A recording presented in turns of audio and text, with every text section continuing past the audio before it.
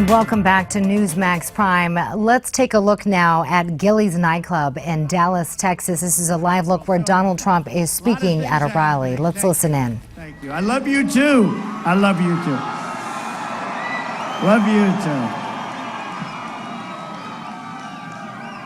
too. So we're just beginning this process, and you know it started, believe it or not, right? June 16th, 1 year of the escalator.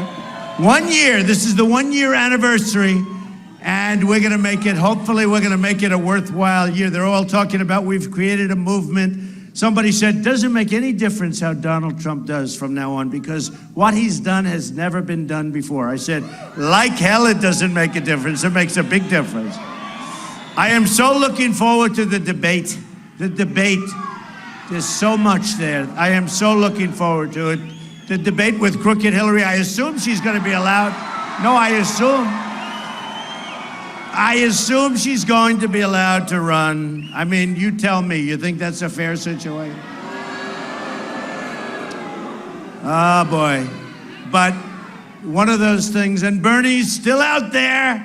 He's still out there. Bernie is out there. And I'm hearing we're going to pick up a lot of Bernie supporters, because, you know, one thing, which is amazing, but if you think about it, we're very similar on one thing, except I can do much more about it to fix it: trade. Because he understands that our country is being totally ripped off like you never saw before, ripped off on trade. And I understand it. The difference is I'm going to make the greatest trade deals you've ever seen, ever, ever, ever. We're going to bring our jobs back. And Bernie can't do that. That Bernie can't do. But he understands the basics, and the basics are exactly that. And it's going to be about jobs, and we're going to have an administration that's going to be you're going to be so proud of your country. Forget about your president, who cares? We want to be proud of our country. Let's just get it. But you're going to be so proud of your country, and hopefully very, very proud of your president.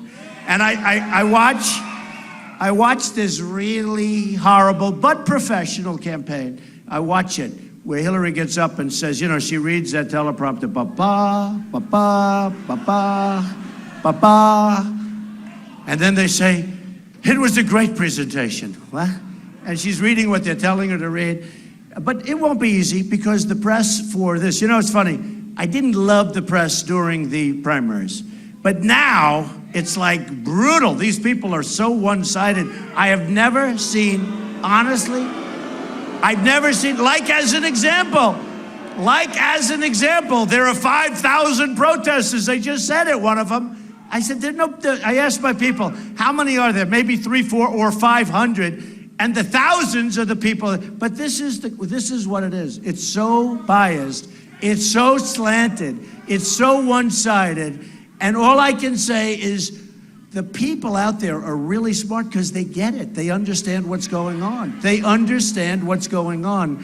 And I appreciate it, okay? So look, a couple of things. And I just watched President Obama, and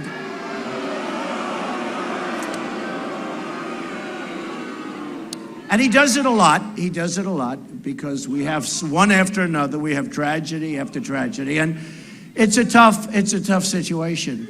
But he's largely, to a large extent, he's blaming guns. And I'm going to save your Second Amendment, folks. I'm going to save your Second Amendment. Totally. And Hillary wants to abolish the Second Amendment. Remember that. Now, more sophisticated than that, but the end result will be she will abolish the Second Amendment. Just remember that. Just remember that, okay? Just remember that. And she's now trying to come back a little bit, but she can't come back because Bernie's over there and others are over there. And actually, Bernie is better on that issue than she is from our standpoint. Maybe we want to run against Bernie, but we can't have, can you believe this guy doesn't give up? One thing, you got to give him credit. You got to give him credit. He doesn't give up. We could have used a guy like that 4 years ago that didn't give up. Wouldn't that have been great? One thing, we don't give up, folks. We don't give up. The problem with our country is we have leaders that give up. They give up on so many things. They gave up on trade. We're being just ripped left and right. They gave up on the borders. They gave up on the borders, totally. They gave up on so many things, and they certainly gave up It's almost like they gave up on ISIS. I mean, if you think about it, they gave up on ISIS. And just remember this, one of the top people in the administration, the current administration, just said, and I actually wrote it down, that ISIS is working very hard to come into the West. They're working very hard to come into our country, and they are working very hard. And you saw what one sleazebag can do. One sleazebag over the weekend, what he did, the horror that he wreaked on us as a nation. One person laughing as he's shooting, doing Facebook posts as he's shooting, calling people as he's shooting, and killing people, and no more, folks, and just no more. And you know, the gay community, the LGBT community, frankly, the LGBT community, these are people that had a place, and this was a place of safety. This is a place where people felt safe.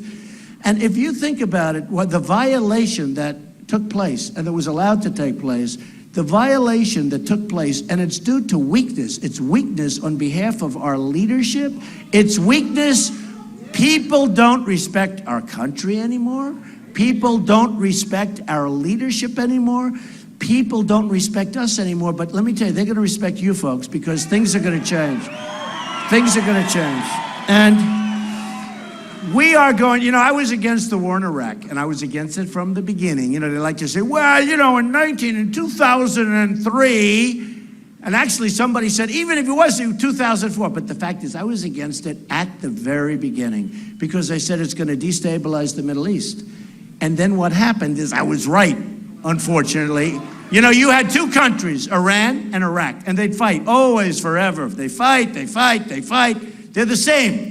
They were militarily exactly the same. So they'd fight, they'd get nowhere. In the meantime, they were hurting each other. They couldn't go crazy. So, they were too busy fighting each other. So we knocked out Iraq, and now Iran, as sure as you're standing there, sorry for the seats, but we had to get the people in, okay? We'll get this. And we don't want to do it fast. We want to take our time tonight. What the hell? I came to Dallas. We want to take our time tonight. But as sure as you're standing there, and thank you, darling, I love you. I even love our protesters wherever they are. Don't we have any protesters so they turn? Any protesters, anybody? Please raise your hand, because watch what happens. The cameras will turn, they'll show them. Oh, that's good. Oh, good, there's a protester. No, but they're a nice protester. Leave them alone, that's all. Leave them alone, they're nice protesters. Can you believe it? Only at a Trump rally. Do we have a great time at Trump rallies? Unbelievable. Yeah, you could get them out unless they want to stay. Would you like to stay? When you think about it, protesters are sort of funny. What do we want? We want a strong military. We want to be protected, right? We want people coming in that love us into the country, and they want to go in and they want to do a job. And we want, by the way, we want to have a strong border. We want to have a wall. We got to have a wall. But we want people to pour into the country, but they have to come in legally, if you think. We want great education, right? We got to get rid of Common Core, bring education local. We're doing very badly in education. We've got to we've got to repeal Obamacare. We got to have great health care. This is a disaster. And by the way, I read this in the state of Texas. I read it last week. In the state of Texas, as you know, Blue Cross Blue Shield, right? Through Obamacare, raised 60%, went up 60%. It was just announced. And the country didn't really pick it up. They don't like to pick things like that. It's 60% increase. Your deductibles are so high that nobody's ever going to use it unless you have a really low, slow, horrible death. Otherwise, you'll never be able to use it. The deductible is so high that you're not going to be able to use it. Your premiums have gone up 60%. It's a disaster. The same thing now is going to happen in the country. Okay, you can get that. Why, they like that? Are they happy about that? You can get that out. Go ahead, get them out. Do we love our police? Do we love the police? They're great. They're great. Thank you. Thank you. Thank you. The police, they're great. Boy, they move quickly. They don't play games in Texas, do they, huh? They don't. You know, it's funny, I've done so many of these, and we'll have thousands and thousands of people in a room, and it's just like thousands, and you'll have one protester. And the next day headline, Donald Trump suffers through a protest. You know, take like 2 seconds. Donald Trump, he suffered through Donald Trump had protesters outside. I mean, it's called Give Me a Break. It's the safest place there is at a Trump rally, I'll tell you that. Now remember this, we protect each other, but we have to protect everybody. We have to bring everybody. You know, it's Make America Great Again, but we're gonna say Make America Great Again for everybody. Not us, everybody. We gotta do that for everybody. Really, for everybody, and that's gonna happen. So we have to have people come into our country that don't hate us. We have to have people come into this country that want to be proud to come in. And you have certain countries where there's tremendous terrorism, and we're allowing people to flow into our country. And we can't do that. And maybe there'll be a time when we can. Maybe when we figure it out, but we cannot figure it out. We don't have the resources to figure it out. And we're allowing thousands and thousands of people to come into our country from countries that are terrorist countries.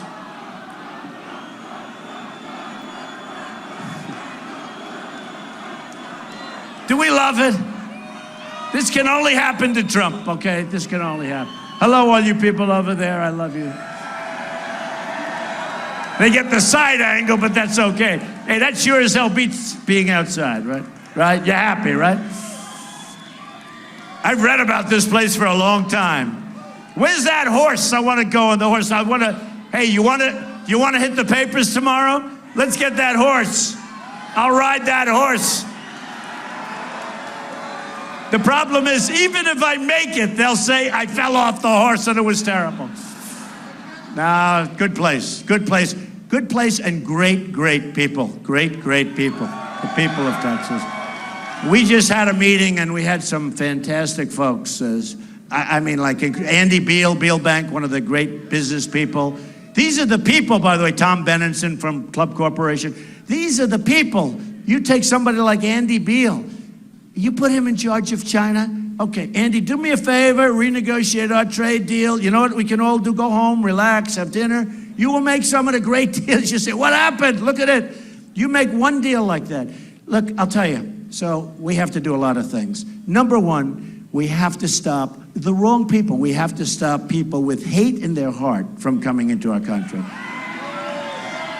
When we have a fine gentleman from the Obama administration, he is a fine gentleman, saying that ISIS is coming here. They know they're coming here, and we allow people to come in. And what's happening is a percentage of the people coming in, and I've been pretty good at this stuff. I've been a good prognosticator. I also said keep the oil. I said a lot of good things. I mean, I've been pretty good at this stuff, okay? Keep the oil. Now, of course, did we keep the oil? No. And who's got the oil? Essentially, Iran will have the oil because they're going in. You know, we handed them one of the great deals ever, the $150 billion that we gave them back. We should have never given it back. By the way, should have never given it back. You know what you should have said? Sorry, folks, we don't have it. We don't have it enough. We just don't have it, okay? So easy. And we should have never given them the prison. We should have never allowed that to happen. So we have 4 prisoners. They were there for years. Before we started that negotiation, we should have said, gotta let them go. We don't negotiate under these circumstances. Gotta let them go. And they would have said no, the Persians, great negotiators, historically great negotiators, okay? The Persians.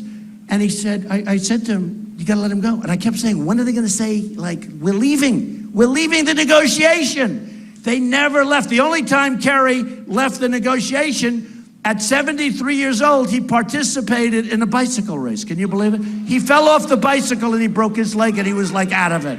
This is our negotiators. And I promise you that I will never participate in a bicycle race during a major negotiation.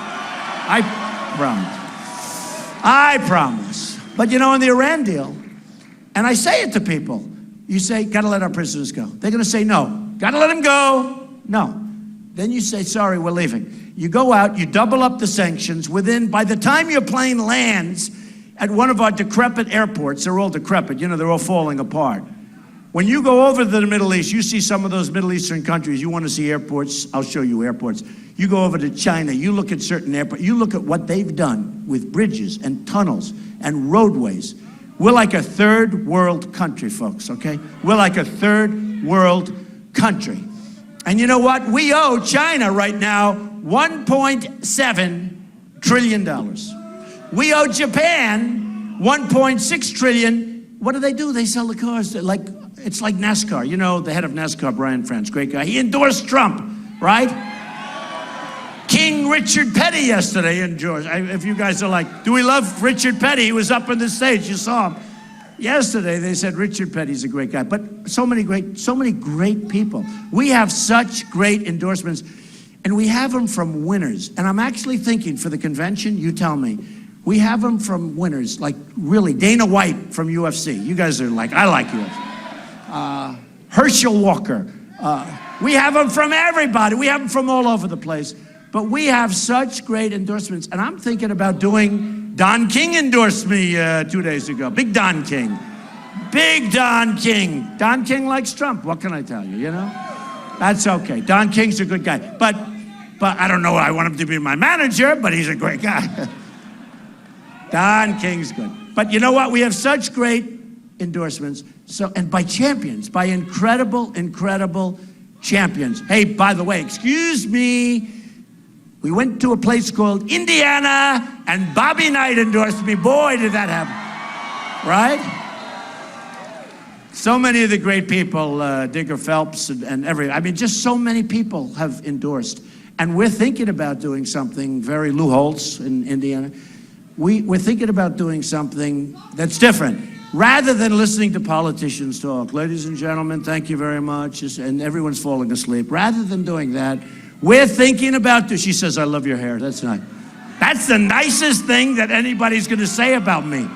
And it is my hair. Can you tell? Thank you. What a beautiful compliment. I love your hair, Donald. I love your hair. Did you get that on tape? Because I hope you have that on tape, because I want it for my children, that they can remember me. But we're thinking about, at the convention, we're going to have a great convention in Cleveland, and we are going to, I think, have a winner's night. So instead of politicians, you know, we're going to have some of these great people that I mentioned and some more. We have such unbelievable endorsements. So maybe, I haven't even asked them yet, but you take a Bobby Knight and you take some of these great winners. They're winners. There aren't many winners. But you take these winners and we're going to have them speak. And we'll have a winner's night. That'll probably be the best attended night of the whole deal. So we're going to do that. We have some incredible people. The Bobby Knight story was interesting. The Bobby Knight story was so great because he called me like a year and a half ago before I was going to run. So, you know, it's 1 year ago tonight. It's such a great night. But a year and a half ago, 6 months before that, he called. And he heard I was thinking about it at all. And NBC was putting a lot of pressure on. They wanted me to do The Apprentice. And everybody wanted me to do The Apprentice. And, you know, that's not insignificant. It's pretty insignificant compared to what we're doing, I can tell you that. But still, you know, you have a primetime show that's done fantastic, one of the most successful shows. And so I'm saying, no, I want to run. But I get a call from Bobby Knight out of the blue. I never met him. I know of him. He won 900 games. He won 3 championships, college championships. He had the last undefeated team in college basketball, almost for 2 years. And I get a call, won the Olympics. He won like everything, right? Tough guy. Tough but smart and good, great heart. But he calls me up. Mr. Trump, I'd like you to run for president. You should run for president. You'll be a great president. That's cool, right? How cool? I said, Coach, I appreciate that, but you know, I haven't really made up my mind. You got to run for president, Mr. Trump. And that was before I even had Make America Great Again, you know. So I didn't even tell him I'll make America great. We're going to make America great, folks. But we're going to make America great again. So he goes, no, you'll be great. And I said, Coach, do me a favor, give me a number. And if I do it, I'm going to call you. And I did it. And I didn't call Bobby, and it was an amazing thing. I told the story. I took his number, I put it on the bottom of a huge pile of papers, like 3 feet of papers. Almost as tall as my tax return, okay? But not quite. Almost as tall. So, yeah, you've seen that picture. So what happened? Oh, by the way, I'm lowering everybody's taxes more than anybody else. More than anybody else. And by the way, aside from abolishing the Second Amendment, Hillary Clinton is going to raise your taxes big league. That's the last thing you need. She has to. And you know, she doesn't want to talk about it, but they're talking about 55 and 60%. She doesn't want to talk about it, okay? And she doesn't put, you notice, she doesn't put that one in her little plans too much. So she doesn't talk. She's going to raise your taxes like you've never seen before. I think it'll end up being the biggest tax increase in the history of this country. We already have the highest taxes anywhere in the world. And let me tell you, I'm bringing them down, and we're going to get our country working again because we're going to bring our jobs back and lots of other things. But we have to finish our Bobby night, right? So what happens is I put his number down on this big stack of papers, and that was the end of it. And then I'm running, and we're doing great. And we get to New York, and I won New Hampshire. We won South Carolina. We won the whole South. I wasn't supposed to win the South. In fact, if this whole thing doesn't work out for me, I think I'm going to move to the South, okay? No, they were. The South. Oh, man. Alabama, Arkansas. We went through the South, which was pretty good. But the great thing, when it's expected you're not going to win and you win in a landslide. Because one thing very embarrassing about me, I hate it. I hate saying it. It's a certain effect that they say. There was one person in California, and I'm not going to mention names, but he polled, and then people didn't vote for him. In other words, they said, he's such a nice man. It's so politically correct. So when the pollsters come around, we're going to always say, and then he ended up losing. So he's supposed to win an election by 10 points. He lost by 5 or something. So it's a certain effect. Now, I have, unfortunately, or maybe fortunately, the opposite effect. When I poll, I do fine. But when I run, I do much better. In other words, people say, I'm not going to say who I'm voting for. Don't be embarrassed. I'm not going to say who I'm voting for. And then they get in, and I do much better. It's like an amazing effect. So I won these places like in landslides. Massachusetts, I got almost 50%. And they never say this. They never say this. They never say it. Massachusetts with, I think there were 8 or 9 people. So I got almost 50%. And we have all these people. There's never been so many people running in a primary. We had 17 people running in the primary, right? So it was the largest, I think it was the largest crowd ever in the history of politics, I think on both sides. So they'd say, Donald Trump only got 49%. They don't say that. If you're just tuning in right now, you are watching Newsmax Prime's continuing live coverage of Donald Trump's rally in Dallas, Texas, his first rally since becoming the presumptive Republican nominee. Let's listen in some more. They never mentioned that. But then they started dropping like flies, folks. Drop out. So we saw it with 17 and 15 and 14, and it got down to 11 and then 10. And then it got down to 7. And then it got down to 6 and 5 and 4. And then it got down to 3. And even at 3, by the way, 3 is hard too. Don't kid yourself. If you won 45 to 55, right, in a 2-person race, that's called a massive landslide. That's a landslide, right? They consider that to be a tremendous, easy victory. But I got in New York almost 62% with 3 people. And won almost everything. And then what happened is we went to Pennsylvania, and we went to all over. We went to Connecticut, we went to Maryland, we went to Rhode Island and Delaware. That was the next week. And I won every single county in every single state. It's never happened. And just before that, we went to Florida. And in Florida, I won 66 out of 67 counties. That never happened before. Running against a good guy, Marco. I ran against a good guy, Marco. But I won, and won by almost 20 points. Which is, that's a big victory. So I won Florida. And in Florida, they tried to do a number, because when they heard I was running, they changed it, because you had Bush and Marco, sitting senator, former governor for a long time. And so what happened, and it was sort of amazing, what happened with that, is she okay? Is you okay? We want to make sure you're okay. Because these are my people. I love these people. Are they okay, folks? You okay? Okay, good.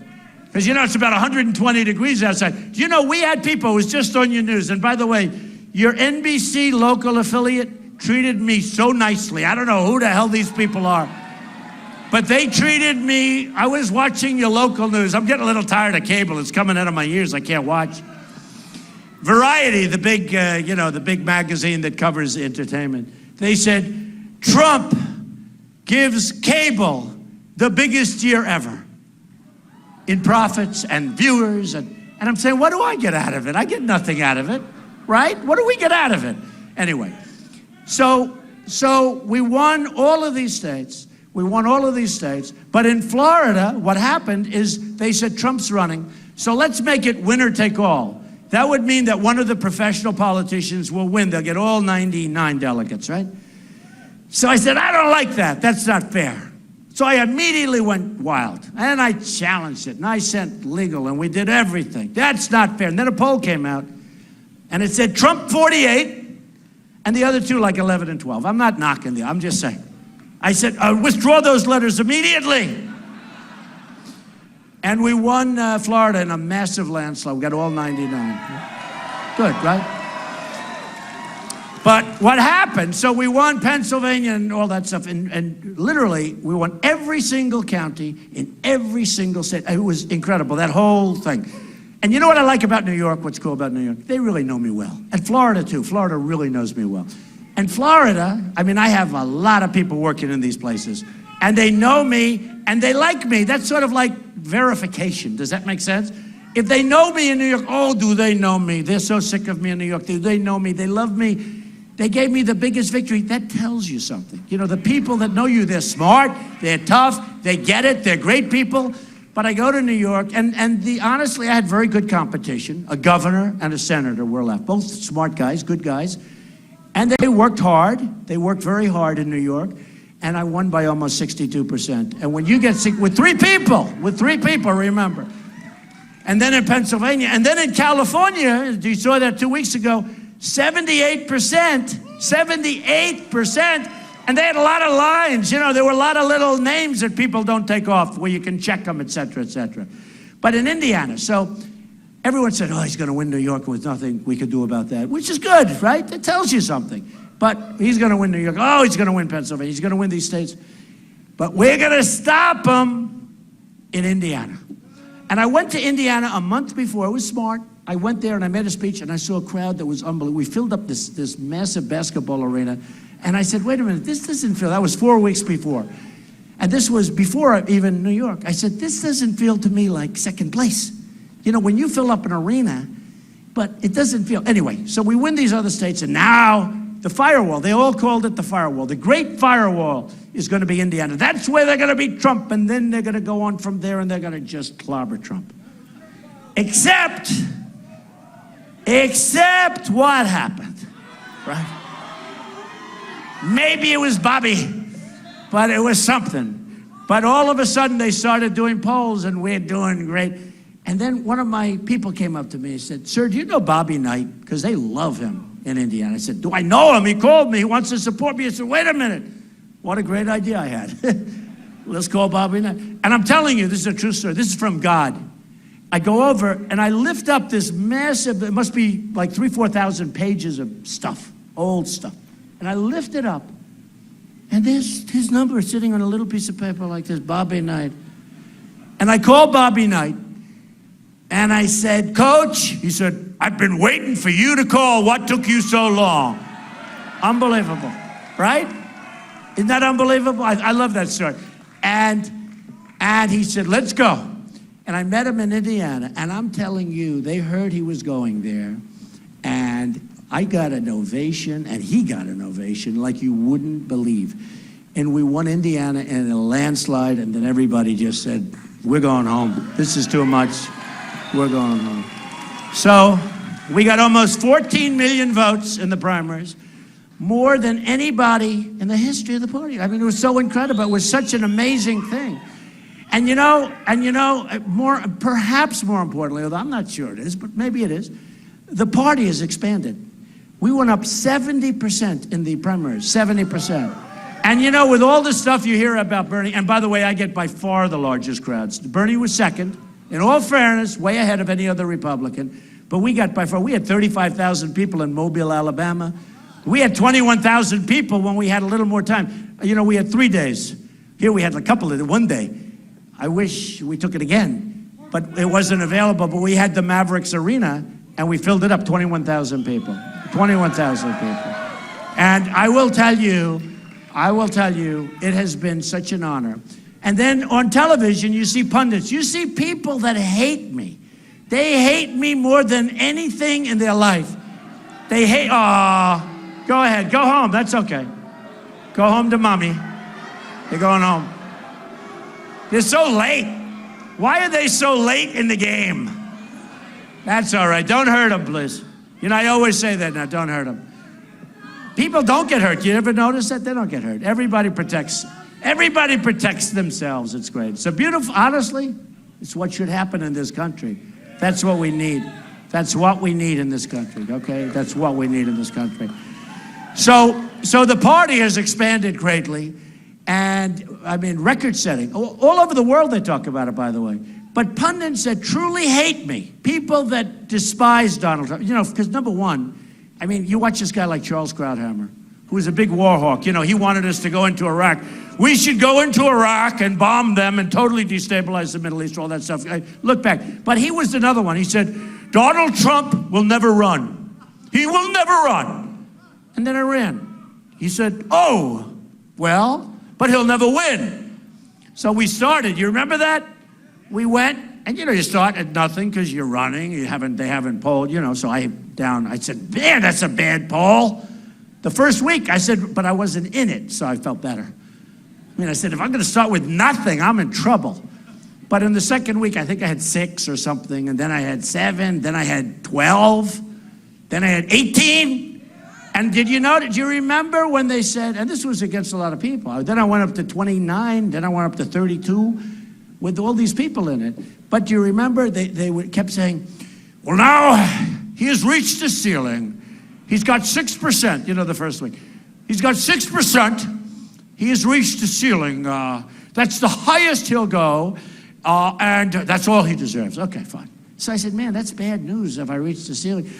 And I remember one of the others, actually it was Krauthammer and others, said this is the finest group of talent ever assembled by the Republican Party. And this is like a month or two before I decided to run. I said, man, I went to my wife, I said, you know, these are going to be tough. I mean, I didn't know too many of them. But I said, this is going to be tough. Wasn't so tough, folks. It wasn't so tough, okay? Actually, beating the Democrats is tougher because the press is so dishonest. I'll be honest with you.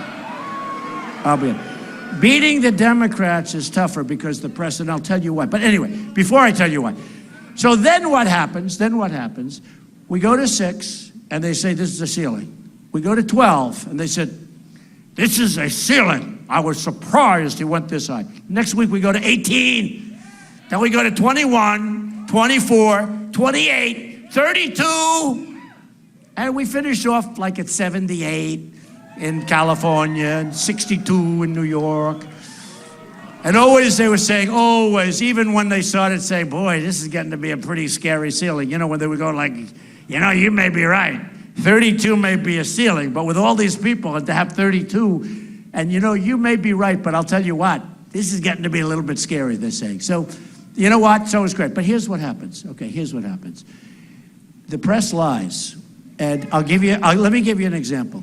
So we're going to have great trade deals, and you know that, and I've talked about how they're moving to Mexico, and they're moving. I love Mexico, and I love the Mexican people. I have thousands of Mexicans working for me, and we're going to win the Hispanic vote. We're going to win the Latinos. We're going to win the Latinos because I'm going to bring jobs back. I'm going to bring jobs back to our country. You watch. We're going to win with the Latinos. Hillary's going to do nothing for them. Hillary's going to do nothing for them. Just like, I'll tell you what, women, right? Women. So Hillary supposedly is doing well. I respect women, and I will do so much better for women. But Hillary takes all of this money into a crooked foundation, Crooked Hillary, Crooked Foundation, from Saudi Arabia and from many other countries where they enslave women. That's what they do. They call it enslavement. So they enslave women. As far as gays are concerned, okay, think of it. They throw gays off buildings. They kill them. countries that contribute to her foundation. And she should give all that money back to all these countries. It's tens of millions of dollars. And you know what? LGBT is starting to like Donald Trump very much lately, I will tell you. Starting to like Donald Trump very, very much lately. I don't know if you've been looking, but they're saying it's right, because she's not only taking money, but she wants to have a 500. Here's one where it was interesting. Get him out of here. Get him out. Crazy. You having a good time? Yeah, good time. All right, you get them out of here. Boy, do you guys work fast in this area.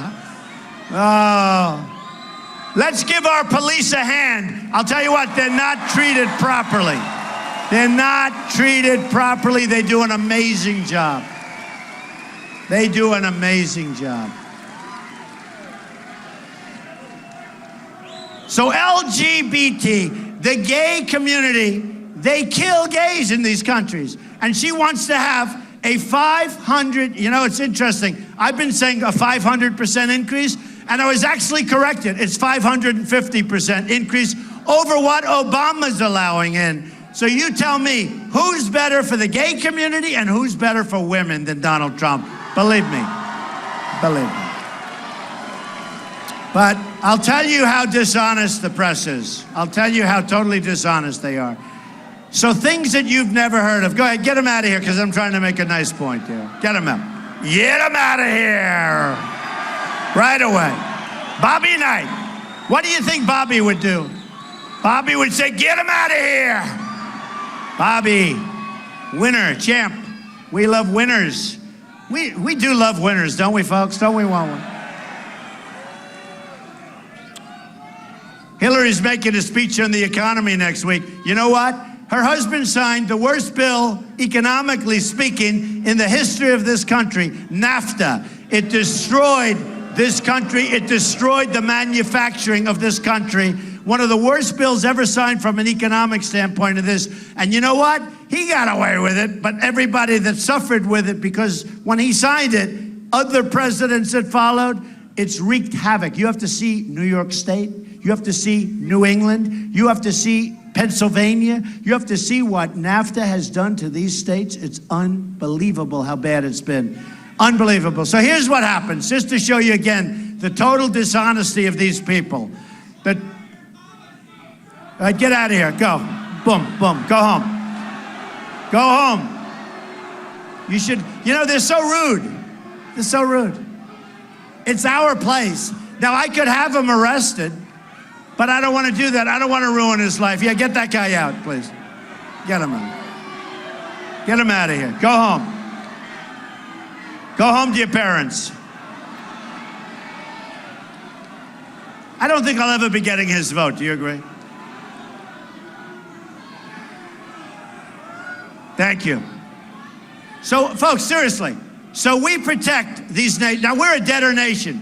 We owe $19 trillion, going up to $21 trillion. The budget deal was horrible, the omnibus budget. And people didn't know this, but we protect Japan and subsidize their military, our military. So we protect Germany. We protect South Korea. We know that. We have 28,000 soldiers on the line. These are massively wealthy countries. These are countries that are unbelievable. We protect Saudi Arabia. They pay us far less than it costs. Now, Saudi Arabia has nothing but money. They were making $1 billion a day when the oil prices were high. $1 billion a day.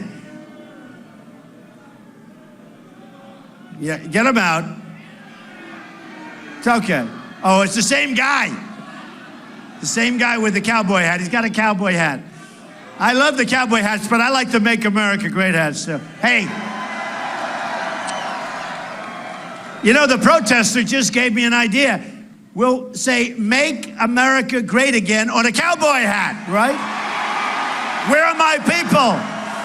Where are my people? I love that idea. Thank you, Mr. Protester. Boy, that's going to sell well in Dallas, I can tell you. But Seriously. So a lot of people, I wasn't even sure. A lot of people didn't know that we spend all of this money, and we don't want them to arm, ideally. But you know, at some point you have to be able to walk away, or you can't make a good deal. You have to say, sorry.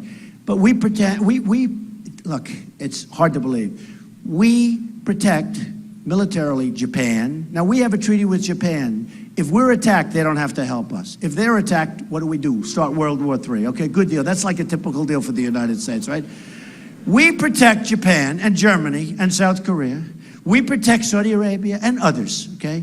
We protect, look at the NATO situation, right? Look at NATO. All of these countries, many of them are delinquent. You know, in the real estate business, we call it delinquent. They didn't pay their rent, they're delinquent, right? So they didn't pay, or they're paying far less than they're supposed to. But in any event, we're subsidizing greatly. And if Russia, it was meant, you know, it was meant for the Soviet Union, but with NATO, right? But let's say Russia will take its place. It's plenty powerful, probably more because of what Putin is doing. You know, he's building up his armed forces like you wouldn't believe he's building up. We got to be careful. We got to be smart. You got to be smart.